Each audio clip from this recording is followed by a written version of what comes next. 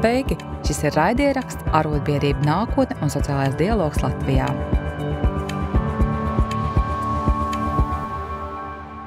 Mūsu raidieraksti kopumā ir 10 un tapuši sadarbībā ar Friedricha Eberta fondu Baltijas valstīs. Šodien LSAB Pro podkāstā ir īpašs goda viesis, labklājības ministrs Gatis Eglītis. Labdien! Labdien! Prieks jūs redzēt Marana Production studijā cienīga darba dienā. Šodien visa pasaule svin cienīga darba dienu, kas ir Starptautiskās arotbiedrību konfederācijas tradīcija, un tiešām liels prieks jūs sveikt šajā studijā. Paldies par aicinājumu, un es sveicu arī šajā cienīga darba dienas starptautiskajā dienā, un paldies par aicinājumu. Liels paldies! Un pirmais jautājums par sociālā dialoga modernizācijas tēmu Latvijā ir šāds. Kā jūs vērtējat sociālā dialoga norisi šobrīd Latvijā, un kas būtu maināms labākam un modernākam sociālām dialogam Latvijā? Jā, paldies par šiem jautājumiem. Un es varbūt sākšu ar mazu atkāpi attiecībā uz sociālo dialogu. Tā mana pirmā saskarsme, varētu teikt, bija 2005. Gadā. No 2005. līdz 2007. gadam 2 gadus es strādāju tādā organizācijā, kas European Economic and Social Committee, saucās ECOSOC īsumā. Un būtībā tā ir tāda Eiropas institūcija, kas ir izveidota speciāli tam, lai veidotu Eiropas līmenī šo sociālo dialogu, kuri pārstāvēt darba devēji, darba ņēmēji, NVO, dažādas, Eiropas līmeņa un ne tikai Eiropas līmeņa. Un toreiz es strādāju Briselē un attiecīgi man sanāca jau arī tajā laikā jau kontakti gan ar Latvijas pārstāvjiem, Gavrilo kungs, no Elbas, arī Krīgera kungs bija toreiz, un tā. Tā kā tas bija tas pirmsākums, bet skaidrs, ka tagad labklājības ministra amatā tas ir viens no maniem darba elementiem, komponentēm, sociālā darba organizācija un varbūt uzraudzība, neuzraudzība, ja tā var teikt. Un tieši nākamnedēļ, piemēram, mums arī ir šī nacionāla trīspusējā sadarbības padome, arī, kuri pārstāvēt sociālai partneri. Un kopumā, par tiem uzlabojumiem, es, protams, ka gribētu redzēt varbūt dažreiz tīri, tās kapacitātes varbūt, ir, lai būtu kvalitatīvāks, lai varētu pilnvērtīgāk sociālie partneri iesaistīties, jautājumos, kas skar, vai likuma izmaiņas, vai šajā gadījumā, piemēram, mums ir Covid krīze, ar kādiem konkrētiem priekšlikumiem, kā valdībai virzīties. Varbūt kādreiz pietrūks tāda analītika un varbūt pierādījumos balstīti priekšlikumi un tādi, arī īstenībā, ir priekšlikumi, kas ir tādi jēgpilni, kuri tiešām kaut ko maina. Jā, es pilnīgi piekrītu. Arī Eiropas arotbiedrība institūts aicina izglītoties arotbiedrību aktīvistus Latvijā, piemēram, par analītiku, par prognozēšanu, par nākotnes tādu arotbiedrības kustības atjaunotni, ja tā varētu teikt, atjaunotni.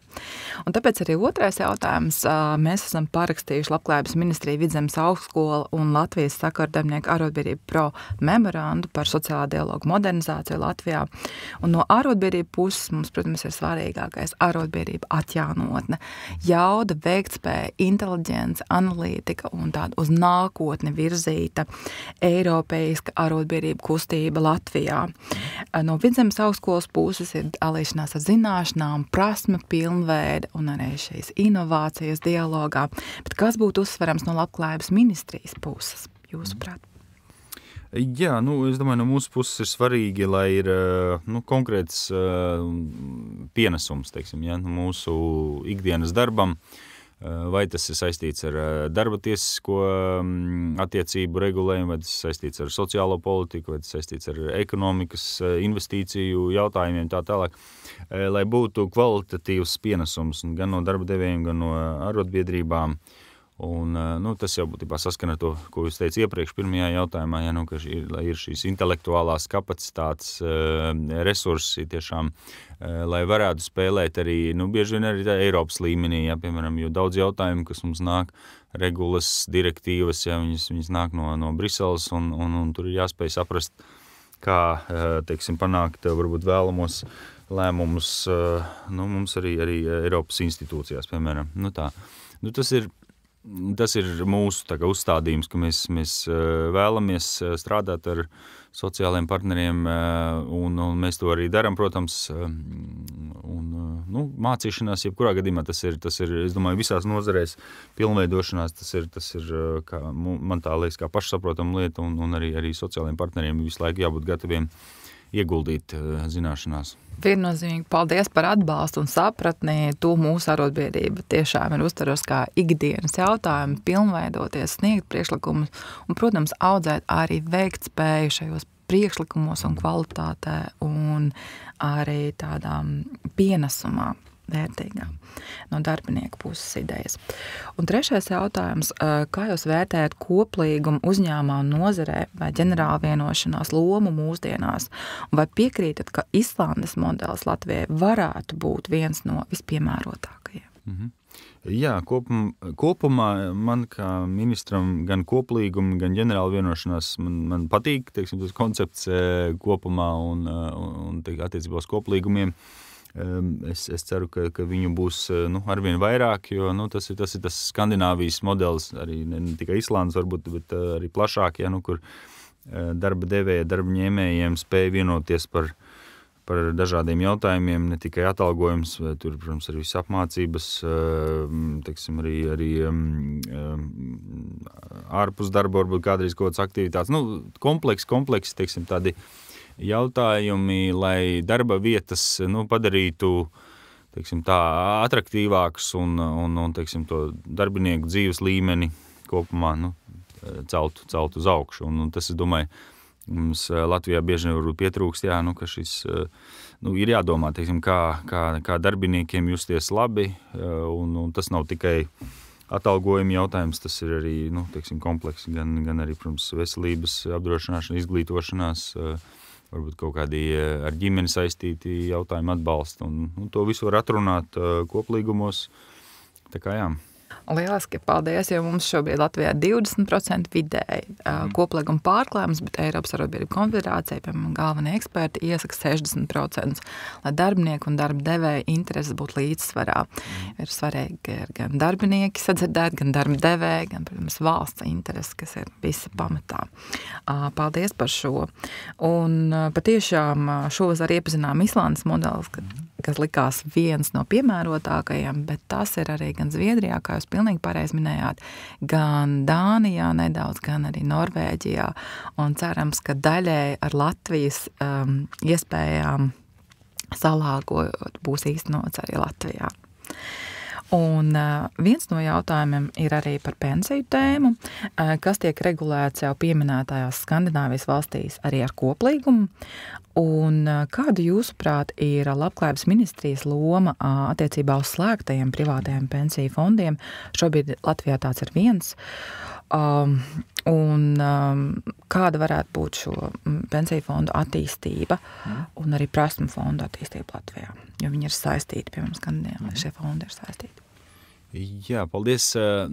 Jāsaka tā, Latvijā laikam ir tikai viens šis privātais trešā pensiju līmeņa fonds, laikam tā ir, TET, es tā saprotu, jā.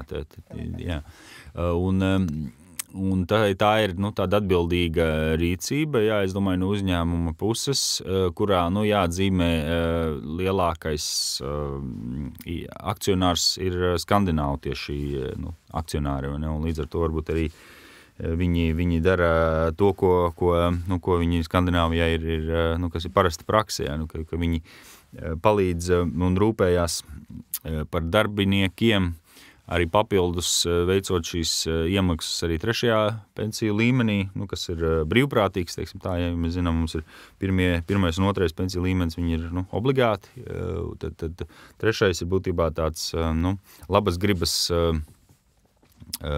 teiksim tā, žests vai labas gribas rīcība no darba devēja kas ir parasti tādi stabili, par sevi pārliecināti darbdevēji, kur skatās nākotnē un kuriem ir svarīgi piesaistīt darbiniekus ilgtermiņā, lai nav, kadru mainība, un tas skaidrs, ka viens no instrumentiem ir šīs trešā pensiju līmeņa iemaksas. Jā, tas, es domāju, daudziem cilvēkiem tas nozīmē, ka viņi grib palikt tajā darba vietā pēc iespējas ilgāk. Tā, un attiecīgi tur arī, jā, protams, arī šis apmācību moduls. Jā, tieši tā, un ir pievienojies arī Latvenergo, un es saprotu arī GASO šim fondam, tā kā viņš aug un cerams arī iet plašumā un novērtēs šo iespēju vairāk, jo tas dod arī tādu starta kapitāla attīstīt prasmes un prasmu fondus, kas tieši ir vajadzīgs uzņēmumu līmenī un neizkrist darbiniekiem no darba tirgus, bet būt aktīviem, būt zinošiem, jaudīgiem, pieprasītiem, pārliecinātiem pozitīvā nozīmē, jā. Un arī dot labāko darbu ar augstāko pievienoto vērtību. Tieši tā. Paldies. Un visbeidzot, kāds ir jūsu novēlējums Latvijā strādājušiem cienīga darba dienā un jo īpaši LSAB pro biedriem?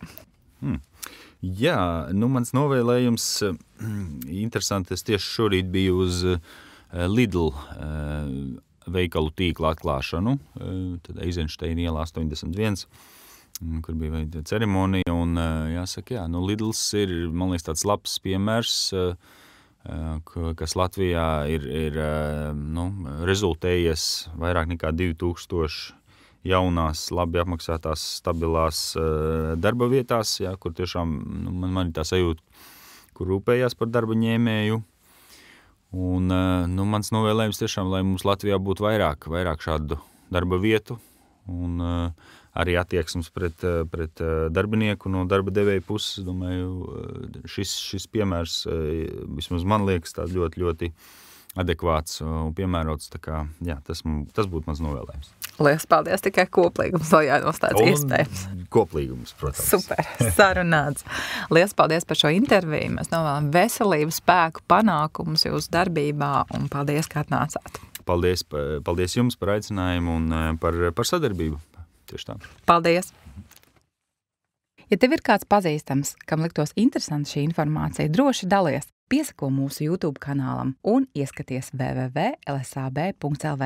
Droši raksti lsab@lsab.lv un atjaunosim arotbiedrības kopā. Raidieraksts tapis sadarbībā ar Marana Productions.